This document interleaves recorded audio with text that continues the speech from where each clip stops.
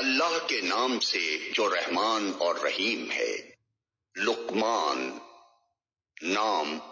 اس سورہ کے دوسرے رکوع میں وہ نصیحتیں نقل کی گئی ہیں جو لقمان حکیم نے اپنے بیٹے کو کی تھیں۔ اسی مناسبت سے اس کا نام لقمان رکھا گیا ہے۔ زمانہ نزول۔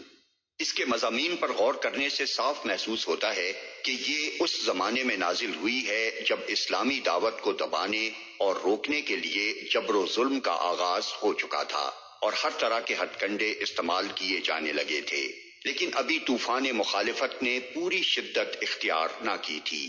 اس کی نشاندہی آیت 14 اور 15 سے ہوتی ہے، جس میں نئے مسلمان ہونے والے نوجوانوں کو بتایا گیا ہے کہ والدین کے حقوق تو بے شک خدا کے بعد سب سے بڑھ کر ہیں، لیکن اگر وہ تمہیں اسلام قبول کرنے سے روکیں اور دین شرک کی طرف پلٹنے پر مجبور کریں تو ان کی یہ بات ہرگز نہ مانو۔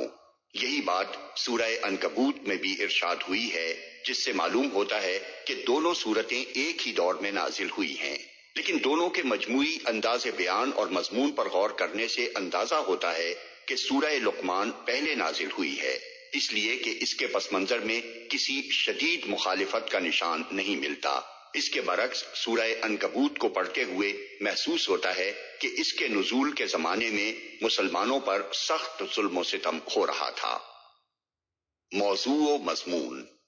اس سورہ میں لوگوں کو شرک کی لغویت و نامعقولیت اور توحید کی صداقت و معقولیت سمجھائی گئی ہے اور انہیں دعوت دی گئی ہے کہ باپ دادا کی اندھی تقلید چھوڑ دیں، کھلے دل سے اس تعلیم پر غور کریں جو محمد صلی اللہ علیہ وسلم خداوند عالم کی طرف سے پیش کر رہے ہیں، اور کھلی آنکھوں سے دیکھیں کہ ہر طرف کائنات میں اور خود ان کے اپنے نفس میں کیسے کیسے صریح آثار اس کی سچائی پر شہادت دے رہے ہیں۔ اس سلسلے میں یہ بھی بتایا گیا ہے کہ یہ کوئی نئی آواز نہیں ہے جو دنیا میں یا خود دیار عرب میں پہلی مرتبہ ہی اٹھی ہو اور لوگوں کے لیے بالکل نامانوس ہو۔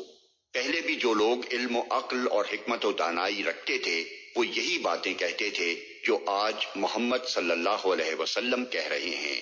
تمہارے اپنے ہی ملک میں لقمان نامی حکیم گزر چکا ہے، جس کی حکمت و دانش کے افسانے تمہارے ہاں مشہور ہیں، جس کی ضرب الامثال اور جس کے حکیمانہ مقولوں کو تم اپنی گفتگوؤں میں نقل کرتے ہو، جس کا ذکر تمہارے شاعر اور خطیب اکثر کیا کرتے ہیں۔